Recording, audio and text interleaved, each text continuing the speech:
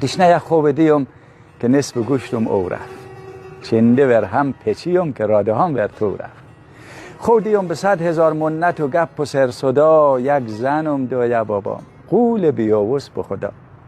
حرف آدم که دکلش نمره باگزه بشه، دلتم زخم زبونش مثل پیکی مترشه. مگم زن مبری تو 4 لقمه نو مخون، او مگه خوفر آمد مکوش تقتقو مخون. مگم زن بیا بینش یک رزه پای حساب، او مگه وقت یره جمع کو مرد که کل خورا. مگم از این کارا چیز نمونده دق کنم، او مگه خوفه مری یواز بابام مجق کنم.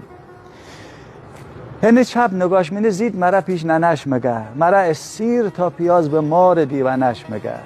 راستی اینجا خادمیم از خلخاشم بگویم، از اموی سیبیل کلوف ریش تراشم بگویم. امونم که با همو شگم بزرگ گنبوش، میگه تعریف منه از دخترگه شلتنبوش. خلخاشم که اوهو میگه خدا رو به مدیه، میگه با دخترگه 3 من $3 به مدیه. مگه ای عریس که نیست ماه بدویم به تو، به دلم مگم عریس الهی ور پرشونو. یکی از روزا اخیر ترک دل و جون کردم، بزیم لک چنش در به داغون کردم. گفتشم اگرد پیش بابات صداد به در روه، چینی ورزیمیت زنم که راده هات به در روه.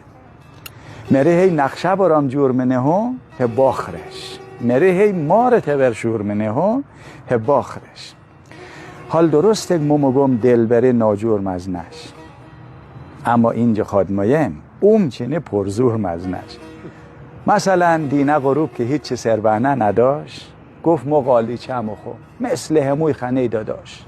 هنه گفتم نمخم شب پاتگر چینی بزه، که خون زهرد سلاخوی دماغم ببیرزه. چنقم بیشکس و ریم قرمز و چشمم تار رفت، چنه جغ ورکشیم که مادرم بیدار رفت. گفت چه گیره دار داری چه خبره به ترسیم، گفتشم چیز نبی جند پرید خودیم.